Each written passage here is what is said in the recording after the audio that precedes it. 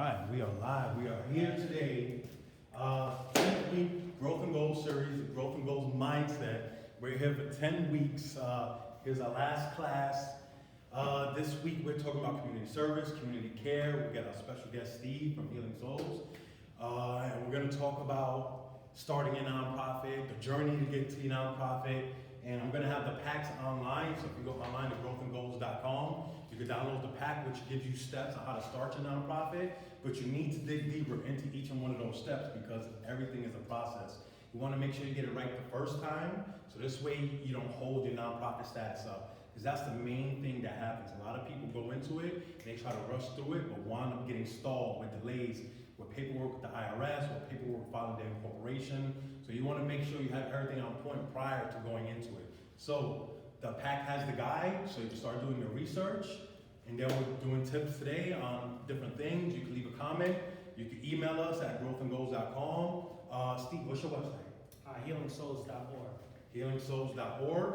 You know, you can hit either one of us up and talk, or if you want to donate, we're both here. Mainly, you can hit Steve up, healingsouls.org. You know, and we're here for the community. We're here for you guys. So let's get into it. Steve. Yes, sir. So talk to us. How did you get started, buddy? So, to make a long story long, we prior to being officially Healing Souls, we were doing charity work for about 9 years prior when we started raising a family. And when I say we, Healing Souls is a family, so it's my wife and my 3 kids. So when I say we or Healing Souls, it's synonymous with the family. So we were doing, once we started raising our family, my wife, she wanted to give back. She wanted to kind of continue a legacy that was from her uncle, who used to take her and her siblings out to Port Authority, Penn Station, to feed the homeless around the holidays, hats, gloves, things like that. So we wanted to continue that when we started raising a family. So we started doing that type of work around the holiday season, Thanksgiving, Christmas, and we continued it for a while. And after a couple of years, it was kind of like connecting the dots, because the people that we were servicing, we noticed that they didn't have proper footwear or any footwear at all. So being sneaker collectors, we figured, why don't we shift from feeding and providing hats and scarves around the holidays to providing footwear, which we had access to. So we dug into our own collections and we started that way. So that was the birth of Healing Souls, and from that point up until here, it's been a hell of a journey. So what's the process? Like, what made you be like, all right, let's put the paperwork in? All right, so it was actually a quick thing in the sense of wanting to formalize, because when we started asking for donations, the first question that we were getting was, are you a 501c3? So that kind of prompted us to expedite that part of it, because we weren't really thinking along those lines. We had the name like a year before we officially incorporated and set up. We had the social media handles, everything was already booked, but we were just kind of feeling it out to see how things would go. And like I said, our first run was basically from friends, family, and our own collections. So it wasn't a process of, oh, can you donate to us? We kind of dug into ourselves and gave that way. But when we started to ask for outside help, then it became urgency. There was an urgency to incorporate and get your 501c3 status. So we didn't have any money. So like many small businesses, nonprofits that start up, we didn't have any funding. So we had to do everything ourselves. So that's where research came in and figuring it out. Prior to being Healing Souls, we already had a business. My wife, she runs a daycare, an at-home daycare. So we kind of understood the business aspect of it, setting up a business, incorporating and things like that. But the nonprofit thing, we had to really dig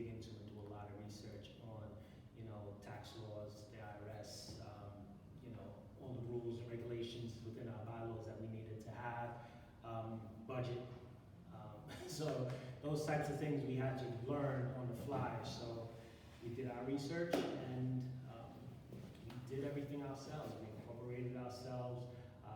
We did our own budget. We wrote our own budgets. We filed all the paperwork ourselves, and here we are. So Nice. that's what happens when you don't have any money. Yeah. And the crazy thing is, when starting a nonprofit, I feel like nobody has money. Right. Yeah. So I kind of went through the same thing with Why Not Care. Right. I was doing everything independently. Right. And then they're like, yo, we can give you some real money. And I was like, give me. Right. Yeah. But that's the thing. It's it's one of those things where I thought it was a great thing for us to do it on our own because we learned the back end of it. Mm-hmm. Because you could have had the money and go hire an attorney and they could just do the paperwork and file everything and then you would not know. You just have this piece of paper saying that you are a nonprofit. But learning the back end of it and the intricacies, the verbiage and everything that you needed, it made you well versed. So when you have a conversation with the prospective donor, you know what you're talking about because you set up this business. And it's, besides it being your passion, you built it. So I think that aspect of it, it wasn't fun, but it was definitely necessary in a sense. So my advice is if you do have the funding and you do, you can't hire an attorney, learn it still. Mm-hmm. Learn each step of the process and still pay them, but, if you choose to, but, I think it's imperative that you learn the ins and outs of it.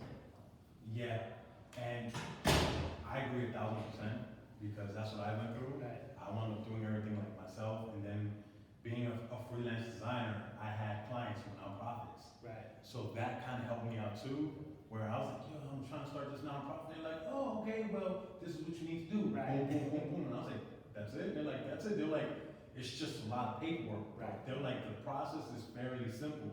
Right. So even here, like, we got to list it out, choose a name.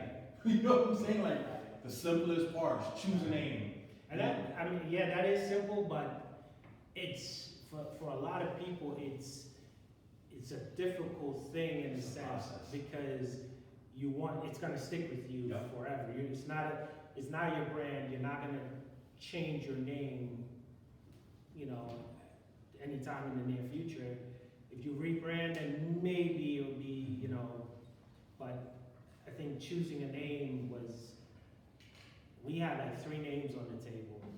Oh, yeah. Yeah, we had 3 names on the table, and this one was like, it was the one. The other 2 were like, okay, yeah, I could see it, but it would take a little, because everything was a play on words. Yeah. So when it just Healing Souls spoke, it was like, all right, this is it, so.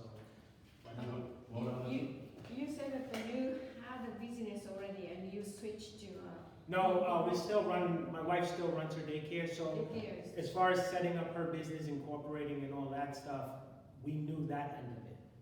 Yeah. But this Healing Souls, that was from beginning, it was non-profit? From the beginning, it was a non-profit, yes. You didn't switch? Yes. So, but yeah, it's a process, and you gotta pick a name. I think, Why Not Care More is like, it speaks, like a lot of the names nowadays that are out there, like they speak and they kind of stand alone and they're self-explanatory. Like with ours, when people see it, they hear it a different way than what they see. So this right here sparks a conversation on why did you spell it like this? I've gotten like, you guys spelled it wrong. No, we didn't. No, we didn't. We spelled it correctly. Everything has to do with feet. So, it just makes sense. And the cool thing is, I met Steve through social media. Right. Because, I get a whole bunch of, because the way I formed Why Not Care was to be like a hub, where if I get something, I can help everybody else out, as opposed to trying to do everything myself. I didn't want to do that, because I'm kind of one person, a one-man team. So I was like, all right, so I would get a cool donation. Shout out to Alberto, Al, BX Sports. So he always donates, like maybe once or twice a year. So I was like, oh, wow, I see everything he's doing. So I just reached out. I was like, hey, and I went to Jordan had to Brooklyn. Yeah. And I remember meeting Calvin for the first time. He was like, yeah, how many boxes you want to leave? And I opened a whole wall. And he was like, yo, hold up. Because his store is small. Yeah, he was like, I think we could fit it all with ice cream, little Right, ice cream ice cream freezers. machine. It wasn't there, so he said we could put it all against that wall. Right. So we came up with all these boxes. First, we went to the shelter right up the block from here. It's affiliated with Henry Street, the Castle, and we dropped off like a whole bunch of supplies and sneakers there. And then we went there, and then so then I met Steve, but then through Steve I also met Jason from 10 Ministries, and I connected with New Balance. But the stipulation with New Balance was they're like, we'll give you our samples that we don't use no more, but we want to go to Puerto Rico. So I said, oh, okay. And being down on a long-term recovery group, we're actually getting, Why Not Kids are getting a proclamation from the city on Wednesday for the work we do in Puerto Rico. So I met Jason through him, and now I'm like, yo, Jason, I got like 10 boxes, you know, in the storage unit. He wants them to go to Puerto Rico, so New Balance wants them to go to Puerto Rico. What's up? He's like, we're going next month, brother. You know what I'm saying? Like, all right, there we go. That's the awesome part, man. Like the connection, that networking, and like we try the same thing. We try to collaborate as much as possible because like we as a family, like I have a 9 to 5, proverbial 9 to 5. You know, my wife runs a business. My kid, my son is in school. He works 2 jobs. My 2 daughters are in school. So we have a life outside of this. So the collaborations make it so much easier to touch more people and to impact on a different level than if we try to just run around the streets and do everything ourselves. You know, and then the resources that are available through the different organizations, it helps the causes. So like with Jason, yeah, man, like, you know, they're headed to Puerto Rico, I think, this month, right? Yeah. So, you know, it's never ending, but the collaborations make it so much more impactful. Absolutely. So, so when you guys, all right, so what were the other 2 names? One of the names was Feed the People. Ooh. And I forget what the other one, I have it written down in the book, so I forget what the 3rd name was, but that was also a play on words. But like I said, Healing Souls was like, That's wonderful. and we still own the domains. I took the domains for all of them. Good. All of them, and like I said, that was a year prior to us even doing anything. When the idea hit, it was just like, all right, we have to act. You know. So the quick lesson to pull from that is he got all his social media, he got his domain names. You want to acquire that first, because that's also going to determine if you use that name too. Right. Because if you can't get it cross-platform, it's going to present an issue. Right. Because if another organization or company that sounds alike has something similar, there's going to be some type of confusion going on. So that's a great gem right there. Make sure you get your social media, your emails. Like I always say, when you pick a name, search social media first. Right. See if they got it in social media. Not there, go to GoDaddy, check your domains, get your domain name, and then from there, start doing your Gmails. Your Gmail's free. Social media is free. The only thing you're going to pay for is your domain name, and you can get the .org for fairly cheap. So you want to make sure you do that. There we go, perfect. And then too, you also have to check to incorporate. You have to check the name to make sure that's available, and another company's not using that name as well. So all those searches are imperative because, like, you know, getting it across all platforms, it just makes it so much easier. Your life is just like golden at that point. You can maneuver. And also, your trademarking too. Right. Your trademarking, your copyrights. Run your name through the trademark system. It's on it's on, you can Google it, IRS, the Trademark Commission. You just search my trademark. Make sure you go to the government page, the .gov page, because then you're gonna get a robust system and it's gonna really pull out all the names. You can type your name in and it'll pull it out. All the names will be listed that are either the name you're looking for or close to it. So then you can really feel like, okay, cool. Because when you trademark certain things, or when you trademark in general, there's categories. So maybe somebody has Healing Souls, or somebody has Why Not Care, but they have it in like the footwear industry. When you have it in a nonprofit, it's a different trademark. So that's one thing you want to look out for as well. So, all right, we got the incorporation, right? So you incorporated. Now, when you went and you filed your paperwork with the IRS for your 501c3, how long did it take for you to get your return or your approvals? Okay, so when we initially filed, we filed in short form. So you could go long form or short form. So we went short form. Our budget was low. So we got a denial letter initially. They didn't tell us exactly what was wrong, so we kind of had to figure that out. So here goes, back and diving into the research and then coming up with that, oh, okay, like these are the guidelines. So we made the correction and then we ended up, so we filed in, I believe it was September, we got the denial letter in November. We filed and sent in all the changes, and then I think it was the following, January, we got the approval and then they retroed it back from when we first filed. Nice. So the process was fairly quick. It was maybe about 4 months. Yeah, and a lot of hours. Do you remember, what was it denied? The budget, with the short form, it states that you're not gonna collect more than 50,000 a year. Our budgets exceeded, one of our years exceeded that. So it was a 3-year budget we had to project, and within our 3rd year, we projected more than that 50 allotment. You can still collect more than the 50,000, but then you have to, when you file now, you have to note that on your filings. Good tax person. Do you have Yeah, I have or do a you? great accountant. Her name is Haya. She's actually in Brooklyn on Franklin Avenue. We've been working with her prior to any business, and it's been maybe about 15 years almost. I've been, maybe 12 years, 12 to 15 years we've been rocking with her. And she's awesome. Is that how long you had Healing Souls? No, Healing Souls, we are in our 5th year now, Nice. officially. So she's just been your accountant for. For, yeah, That's dope. yeah. Now let's do networking too. That's an important thing. Use your Yes. network and get yourself a great accountant. Get yourself, you can use a person he just mentioned. We also have Truthful Taxes, truthfultaxes.com, which is John. He was here talking. He specializes in nonprofits as well. Okay. He did YMCA for like 4 years and he does mine as well. But what he does is he explains things. Right. Like what your accountant, I'm sure does. Yes. Like that's the most important thing. I feel like a lot of people get accountants who work the books for them to either maximize their returns or Right. make sure they don't owe or make sure they're even, but you need everything to be explained to you. Like I need everything to be explained to me. I'm a one-man band. Right. So I need to understand, like Steve said earlier, when you're going through the process, you want to learn everything. So this way, when things come up, you're not like, oh my God, what I'm gonna do. Right. You understand why it's happening, So when he's talking about he got denied for the his forms, when I did it, I got lucky because I did all the incorporation stuff, I did everything. Then when I was filing my 501c3, one of my clients, Remo, Artist Stepping, and Pat, they hit me up and they were like, yo, here's our guy. Right. He does our nonprofit, like talk to him.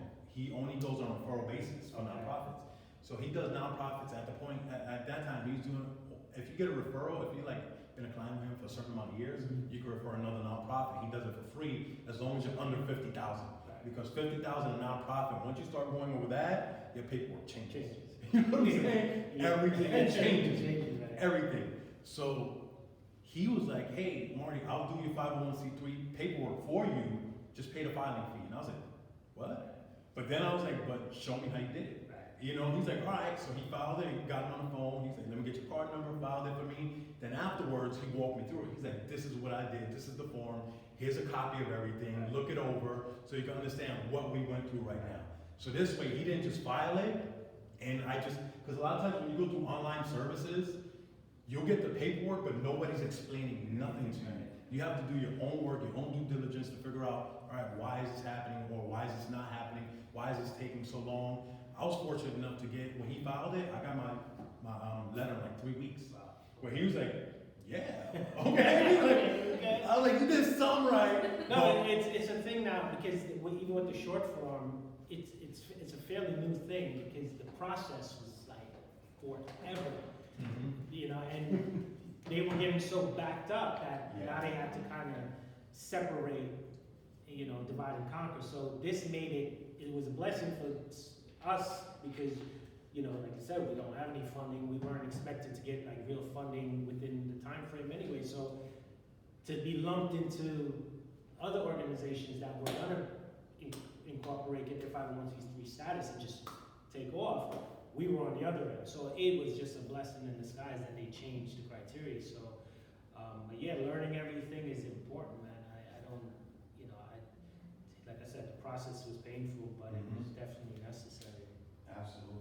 So, okay, so you got your tax exemption, right? Your bylaws. Yeah, that was a tough one too.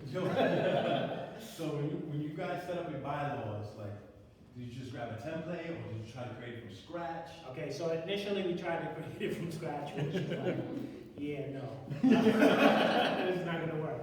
So then we ended up getting a template. And I got a couple, like, I downloaded a couple templates just to have reference points. And then there's certain verbiage that you needed to have in there. And, you know, we kind of structured it based on the templates with the verbiage that was necessary, that was specific to us as an organization. So some of the verbiage is straightforward. It's just a bunch of legal terms that, you know, it's good to understand why it's in there and having it in there. But I think that part of the process too, that was a huge learning curve, trying to understand the lingo and why, you know, we don't speak, you know. That In your case, it's a family business, so all the Right. directors are families. Right, so we do have external board of directors. My wife sits on the board, I sit on the board, my son sits on the board. My other two daughters are too young, but when they get to a point, we're going to, you know, incorporate them into it, because what we're trying to do is create a legacy for them, you know, 10, 20, 30 years down the line, to leave to them whether they want to run it or not, or oversee it, whatever the case may be, but we want them as involved in the processes as possible so that they do learn, like how we learn.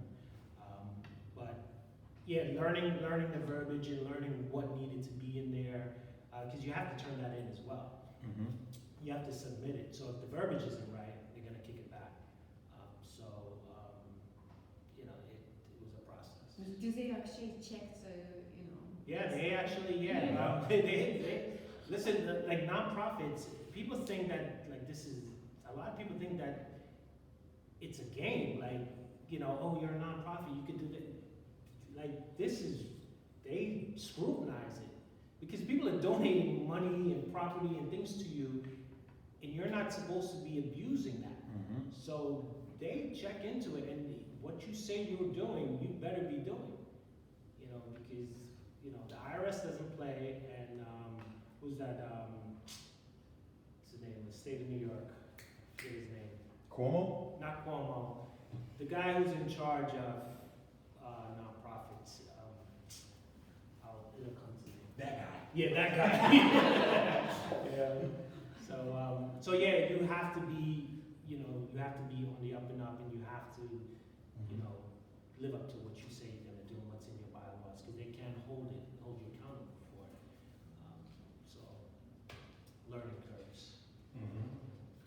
And for the most part, a lot of that really takes an effect, like your bylaws and your meetings. Right. Once you start really going over 50,000. Right. Under that, you're kind of a small fish in a big pond. Right. So they're not really, you know, they're just filing your returns, you're submitting your receipts, like you're getting everything done. Like, well, I give my receipts to my accountant, and he just handles everything, puts everything in there.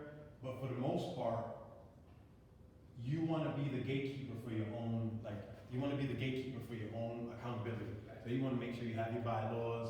If you're doing your board meetings, figuring out when you're going to do your board meetings, that goes into your bylaws as well. Some people like me, I'll have it like maybe twice a year, and it'll be a conference call, you know, or it'll be like a chain of emails, and we'll all have everything documented through there. But everybody structures theirs differently. Like, how often do you guys have meetings? Your families. Yeah, we're famous. So basically, you know, basically we're so active that, I mean, within our spare time, we're always doing something. We're always meeting about something, whether it's, you know, going over the calendar for the year or going over events, whatever the case. But we're always talking about something and pushing forward. So it's, yeah. I mean, we had a discussion last night. You know, we had meetings in a sense quite often. So. Okay. So, did you have to get any licenses or permits for what you do? No. Nothing. Likewise, on my part too. The only time This really comes into play when you're dealing with like food or you're dealing with education, especially here in New York. So if you decide to start a nonprofit and it's gonna be based off education, where you're teaching courses and doing stuff like that, you're gonna be deferred to the DOE. Is that in Yep. the city and the boroughs? Yeah. Okay. So let's say, for example, this Growth and Goals is a separate LLC.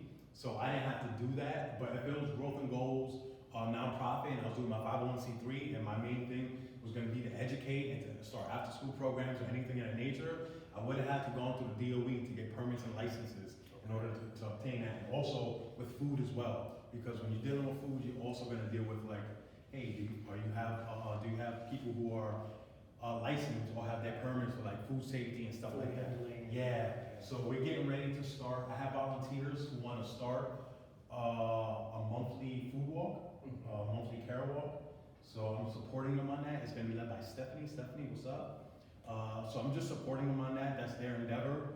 But they also have people within that group who are food licensed. So even with, say, making sandwiches and distributing, you have to do that, or is it? It's up and down. Typically you would, Okay. where it's like, all right, we need this, but a lot of times you could get away with it if that's not your primary function. Gotcha. If it's just like, hey, we're gonna do this today, and just, you got volunteers who are doing it, but typically you would need like a food license or Right. something in that nature in order to protect yourself. Right, yeah. Because the reason why I didn't want to get into food, and this is why I'm supporting other volunteers who do it, was because there have been cases of someone getting the food and having a lawsuit saying that they got food poisoning.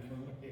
It could have been something all day, Right. but being that they got it, a plate of food in an unorthodox situation, they're gonna pinpoint the blame to that organization or the person who gave them that food. So this is why, I always push people, make sure you have your certificates, your licenses and stuff like that. So, I'm doing this one.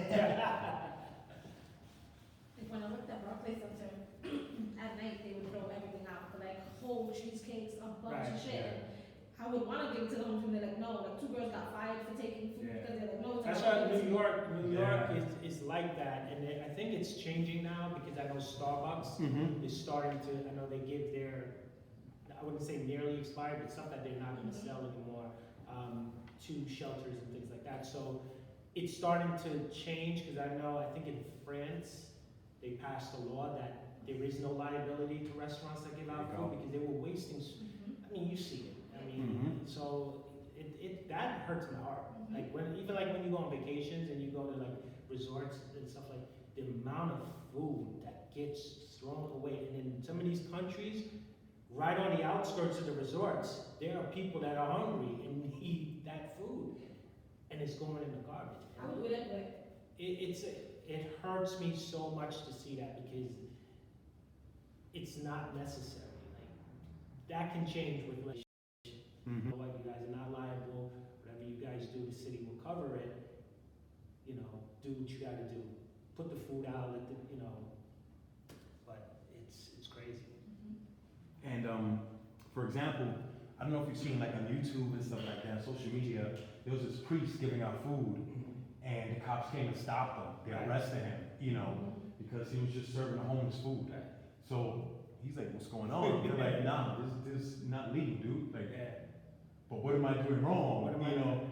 Ethically, morally, you're doing nothing wrong. Right. But according to the law, you're doing something wrong because you don't have a permit.